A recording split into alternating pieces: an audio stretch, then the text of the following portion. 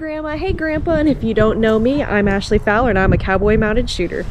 Today I'm going to show you how I use my GoPros. I have two. I have one I use as a helmet cam and the other one I use on my selfie stick.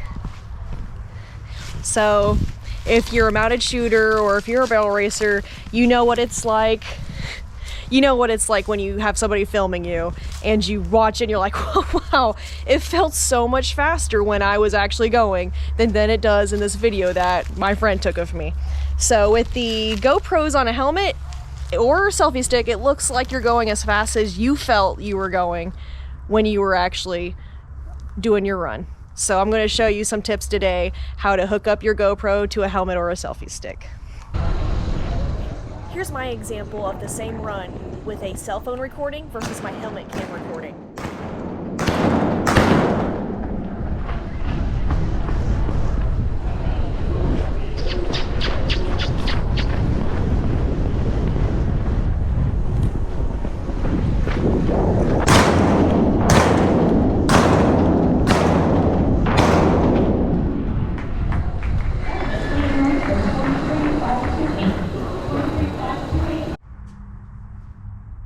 So when you buy a GoPro, it comes with the box. You got some mounts in here. So we've got curved mounts and just regular flat mounts. So it's funny, if you actually look at it, the curved mount is actually not going to be the one that's shaped like an oval. It's going to be the one that's shaped like a square, because this is the part that's actually the curved part, okay? So this is the mount that you're going to choose to put on your helmet. Now I'm going to show you how to put the adhesive mount on the helmet. You only get one shot at that. So I'm a little nervous. I'm going to put it on my Troxel helmet.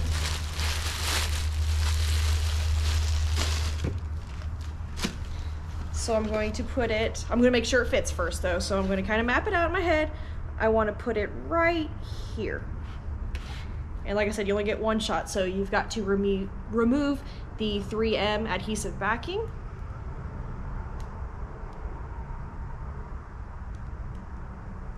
And it just peels right off. And you want to make sure it's perfectly on there, because you only get one shot. How many times do I gotta say that, right?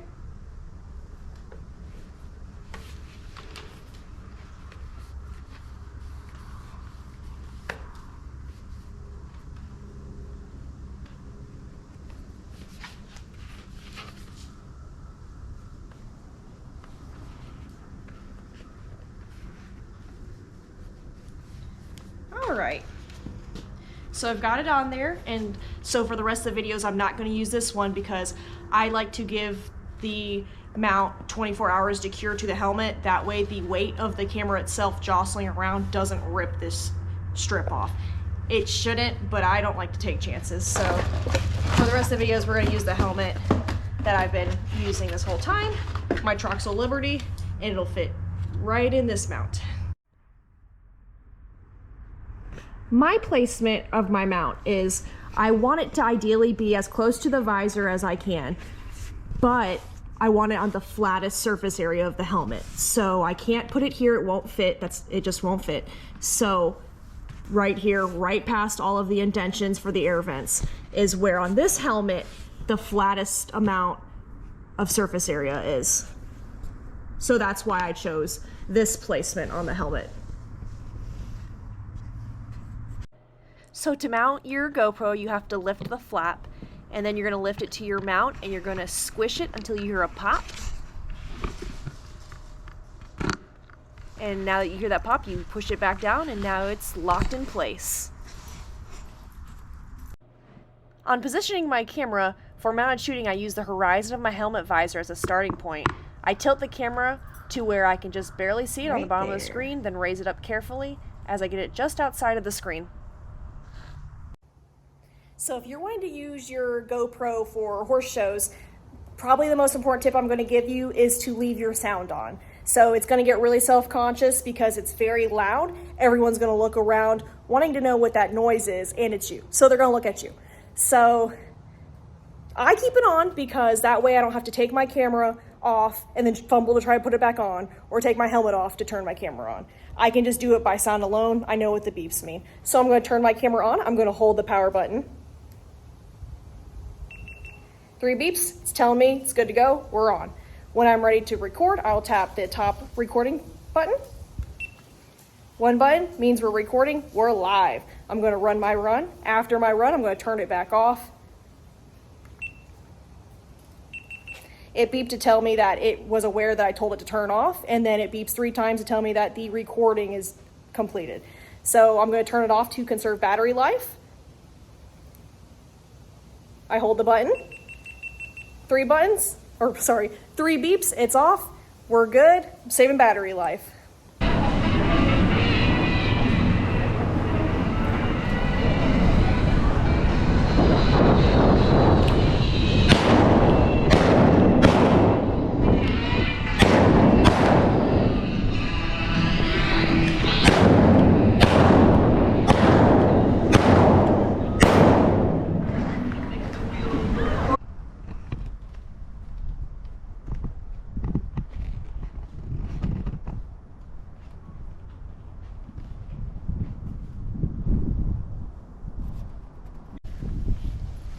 Now I'm going to show you how to connect your selfie stick with a pommel bag to the saddle for a different view. So I keep my straps loose first before I strap them. That's way it's easier for me to run them under the pommel. This is probably the hardest part, making sure they're not all twisted up and everything. And when I do them, I don't do them straight across. I actually cross my straps. That way later on it'll be a little bit more secure, so it doesn't shift a whole lot. And then I keep the straps loose, and then I'm going to get my selfie stick. And now I have my selfie stick, and I'm going to just slide it between the gap between the pommel and the saddlebag. And now I have it here. Now I will tighten my straps.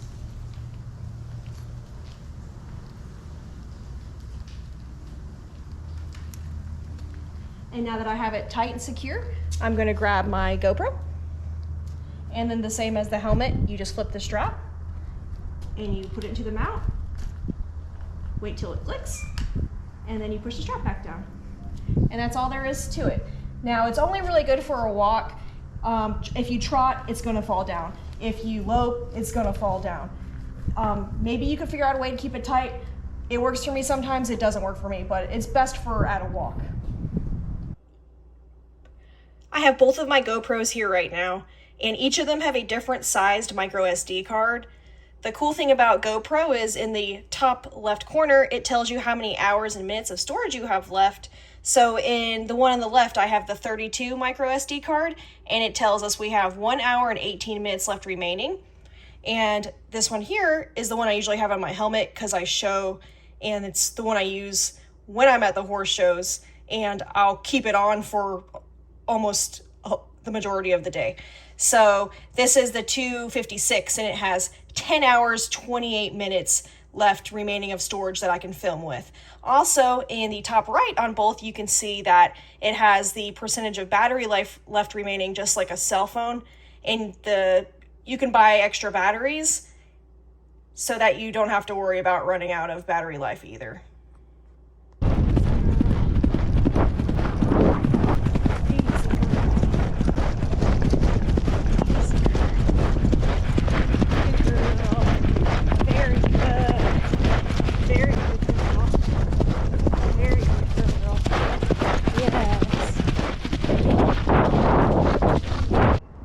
So one thing to keep in mind is if you plan on using your selfie stick like a selfie stick and extending it, it does look like a whip, so make sure your horse is okay with it before you start swinging it around your pony.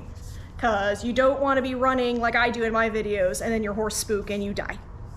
Just saying. Well, that's all I have for you today. I hope you learned something new, and if you have anything that you can share with me, make sure you put it in the comments and follow my other video I have, and maybe I'll make some more in the future. See y'all around.